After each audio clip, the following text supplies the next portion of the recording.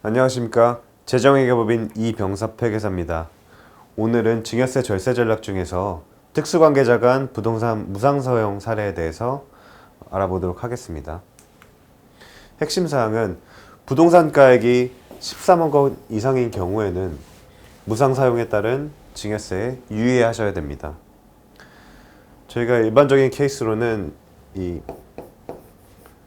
아버지가 토지를 가지고 계시는데 거기에다가 아들이 건물을 올리는 경우가 있습니다. 이때 이 토지 주인 아버지한테 대부분 이제 임대료를 주지 않는 경우가 많이 발생하는데, 이럴 경우 증여세가 부과되는지, 그리고 어떻게 그 증여세 부과되는 기준이 어떤 건지에 대해서 오늘 알아보겠습니다. 특수관계자에 있는 부동산을 무상 사용하는 경우에는 증여세를 과세하게 됩니다.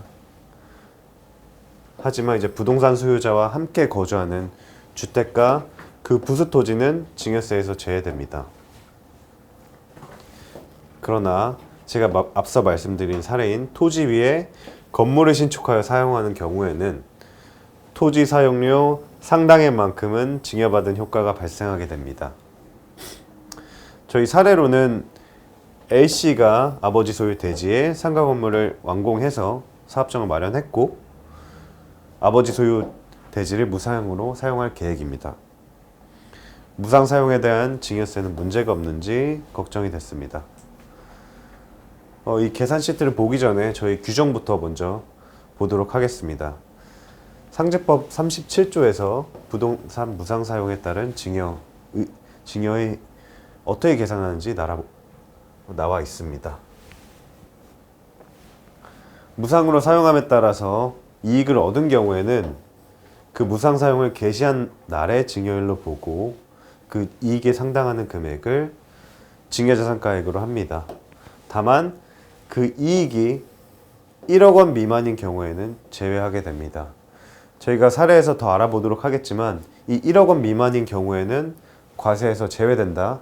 이 부분을 좀 기억해 주시면 좋겠습니다. 그리고 무상으로 담보로 이용하여 차입함에 따라 이익을 얻은 경우는, 이 케이스는 좀 후에 보도록 하겠습니다. 그러면 이제 부동산 무상 사용 이익을 어떻게 계산하는지 저희가 규칙을 가져왔습니다. 부동산 무상 사용 이익은 각 연도 부동산 무상 사용 이익을 이자율 10%로 환산한 금액의 합계액을 뜻합니다. 근데 이 부동산 무상 사용 이익 어떻게 구하냐? 각 연도의 부동산 무상 사용 이익은 부동산가액, 상증법상 평가액이 되겠죠. 만약에 시가가 없는 자산이면은 보충적 평가액을 계산한 기준 시가로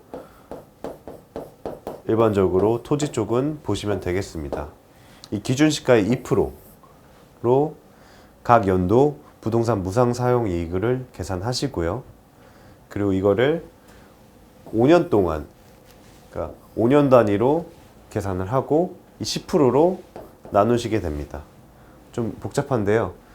이제 앞선 사례로 가서 어떻게 계산하는지 구체적으로 알아보도록 하겠습니다. 이 사례에서 저희는 10억짜리를 가정했습니다. 10억짜리에 2%를 2% 곱한 2천만 원이 각 연도의 무상 사용 이익입니다. 그리고 이 현가계수인데요. 각 연도별로 이제 10%로 할인한 값입니다. 그래서 각 연도 2천만 원에서 현가계수를 곱하게 되면은 현재 가치로는 1,800만 원이 되고요. 그래서 이거를 저희가 5년 단위로 계산하게 되면은 현재 가치로 따져서 7,580만 원이 나오게 됩니다. 부친 소유 부동산을 무상으로 5년간 사용한다면은 계산처럼 저희 7,600만 원이 남으므로 제가 강조했었던 그 1억 원 미만이기 때문에 증여세 문제는 발생하지 않습니다. 그래서 10억 원 무상으로 썼다. 증여세 문제 발생하지 않습니다. 그럼 언제 발생할까요? 약 저희가 계산해 봤을 때 13억 원일 때 1억 원이 초과가 됩니다. 그래서 이제 토지 가액을 한번 살펴보시고 13억이 넘을 것 같다. 그러시면 이제 적정한 대가를 지불하셔서 무상 사용하시면 되고요. 그 미만일 때는 증여세가 부과되지 않는 점을 알아두시면 좋겠습니다. 다음으로 이제 무상담보 케이스가 있습니다. 무상으로 사용하는 거 말고 이제 무상으로 부동산을 담보를 받아서 대출했을 경우 어떻게 증여세가 계산되는지 알아보도록 하겠습니다. 그래서 부동산을 무상으로 담보로 사용하는 경우에도 증여세가 발생합니다. 앞선 규정을 보면은 어떻게 보냐? 부동산 담보를 개시한 날 증여일로 하여 그 이익에 상당하는 금액을 담보로 부동산을 이용한 자의 증여재산 가액으로 합니다. 이때도 그 최소 금액 규정이 있는데요.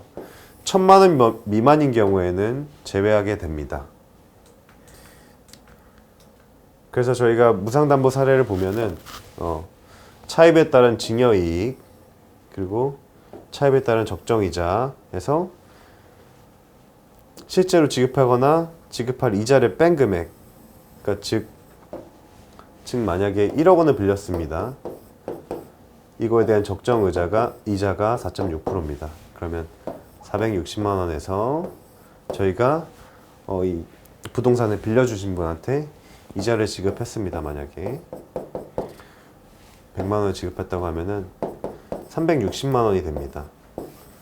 그럼 이게 1,000만 원 언더이므로 미만이므로 이제 증여세가 부과되지 않습니다. 근데 만약에 이게 금액이 높아지고 이제 1,000만 원 이상으로 된다면은 저 증여세가 부과될 수 있으니까 1,000만 원 미만으로 적정하게 이자를 지급하시는 게 좋겠습니다. 네, 오늘은 부동산